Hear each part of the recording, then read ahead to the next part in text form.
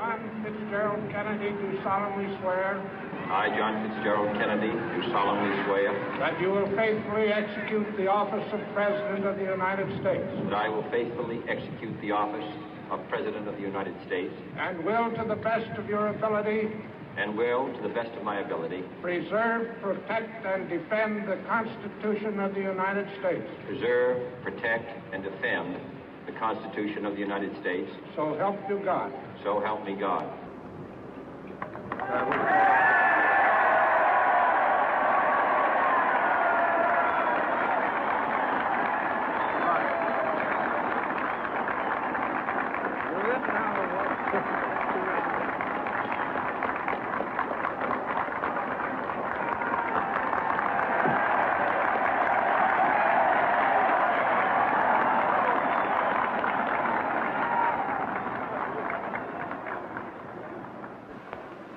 Vice President Johnson, Mr. Speaker, Mr. Chief Justice, President Eisenhower, Vice President Nixon, President Truman, Reverend clergy, fellow citizens. We observe today not a victory of party, but a celebration of freedom, symbolizing an end as well as a beginning, signifying renewal as well as change. For I have sworn before you and Almighty God the same solemn oath our forebears prescribed nearly a century and 3/4 ago. The world is very different now, for man holds in his mortal hands the power to abolish all forms of human poverty and all forms of human life. And yet the same revolutionary beliefs for which our forebears fought are still at issue around the globe. The belief that the rights of man come not from the generosity of the state, but from the hand of God. We dare not forget today that we are the heirs of that first revolution. Let the word go forth from this time and place to friend and foe alike that the torch has been passed to a new generation of Americans born in this century, tempered by war, disciplined by a hard and bitter peace, proud of our ancient heritage, and unwilling to witness or permit the slow undoing of those human rights to which this nation has always been committed and to which we are committed today at home and around the world.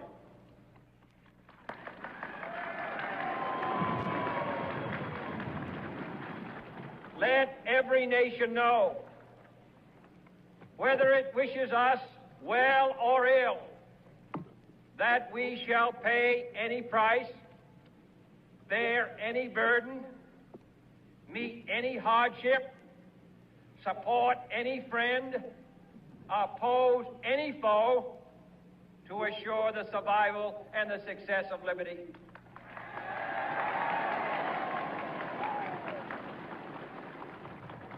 This much we pledge and more. To those old allies whose cultural and spiritual origins we share, we pledge the loyalty of faithful friends. United, there is little we cannot do in a host of cooperative ventures. Divided, there is little we can do, for we dare not meet a powerful challenge at odds and split asunder. To those new states whom we welcome to the ranks of the free, we pledge our word that one form of colonial control shall not have passed away merely to be replaced by a far more iron tyranny. We shall not always expect to find them supporting our view, but we shall always hope to find them strongly supporting their own freedom, and to remember that in the past, those who foolishly sought power by riding the back of the tiger ended up inside.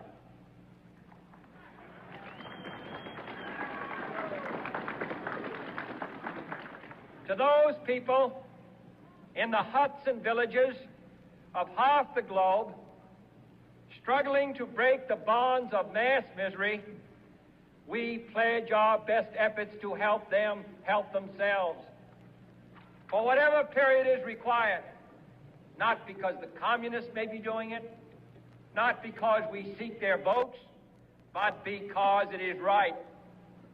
If a free society cannot help the many who are poor, it cannot save the few who are rich.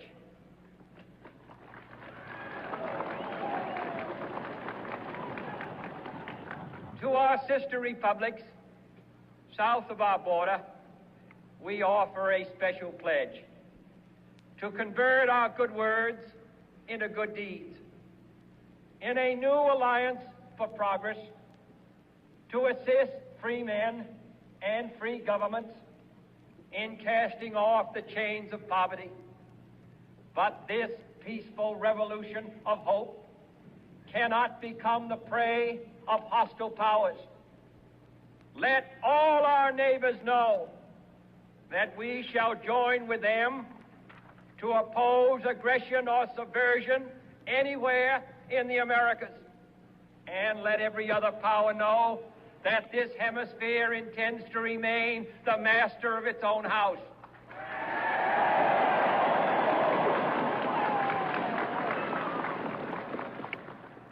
To that World Assembly of Sovereign States, the United Nations, our last best hope, in an age where the instruments of war have far outpaced the instruments of peace, we renew our pledge of support to prevent it from becoming merely a forum for invective, to strengthen its shield of the new and the weak, and to enlarge the area in which its writ may run.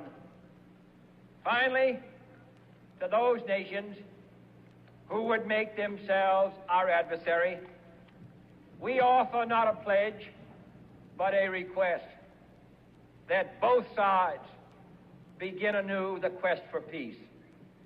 Before the dark powers of destruction, unleashed by science, engulf all humanity in planned or accidental self-destruction. We dare not tempt them with weakness, for only when our arms are sufficient beyond doubt can we be certain beyond doubt that they will never be employed. But neither can two great and powerful groups of nations take comfort from our present course, both sides overburdened by the cost of modern weapons, both rightly alarmed by the steady spread of the deadly atom, yet both racing to alter that uncertain balance of terror that stays the hand of mankind's final war. So let us begin anew, remembering on both sides that civility is not a sign of weakness, and sincerity is always subject to proof. Let us never negotiate out of fear, but let us never fear to negotiate.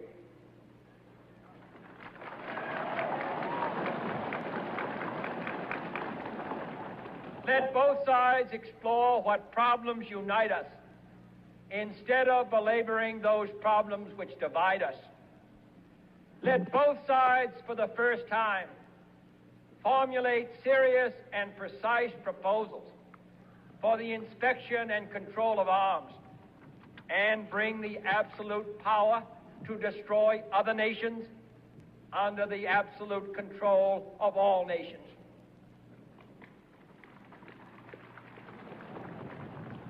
Let both sides seek to invoke the wonders of science instead of its terrors.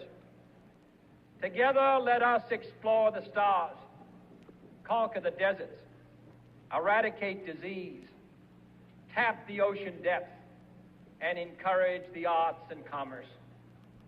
Let both sides unite to heed in all corners of the earth the command of Isaiah to undo the heavy burdens and let the oppressed go free. And if a beachhead of cooperation may push back the jungle of suspicion, let both sides join in creating a new endeavor, not a new balance of power, but a new world of law, where the strong are just and the weak secure and the peace preserved. All this will not be finished in the first 100 days, nor will it be finished in the first 1,000 days, nor in the life of this administration, nor even perhaps in our lifetime on this planet. But let us begin.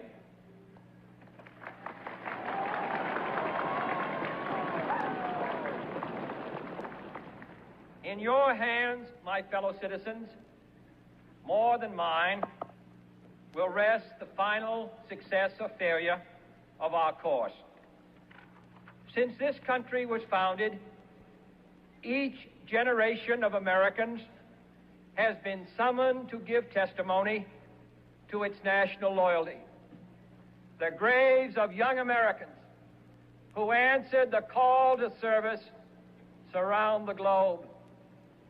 Now the trumpet summons us again, not as a call to bear arms, though arms we need, not as a call to battle, though in battle we are, but a call to bear the burden of a long twilight struggle, year in and year out, rejoicing in hope, patient in tribulation, a struggle against the common enemies of man, tyranny, poverty, disease, and war itself. Can we forge against these enemies a grand and global alliance, North and South, East and West, that can assure a more fruitful life for all mankind? Will you join in that historic effort?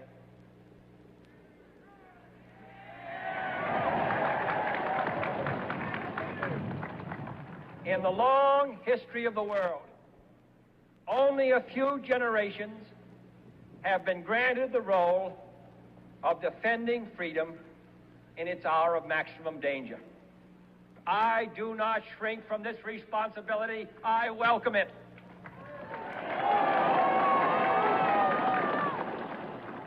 I do not believe that any of us would exchange places with any other people or any other generation. The energy, the faith, the devotion which we bring to this endeavor will light our country and all who serve it. And the glow from that fire can truly light the world. And so, my fellow Americans, ask not what your country can do for you. Ask what you can do for your country.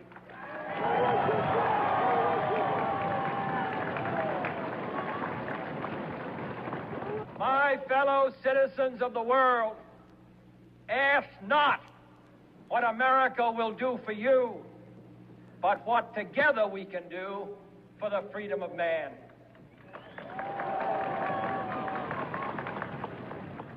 Finally, whether you are citizens of America or citizens of the world, ask of us here the same high standards of strength and sacrifice which we ask of you. With a good conscience, our only sure reward, with history the final judge of our deeds, let us go forth to lead the land we love, asking his blessing and his help but knowing that here on earth, God's work must truly be our own.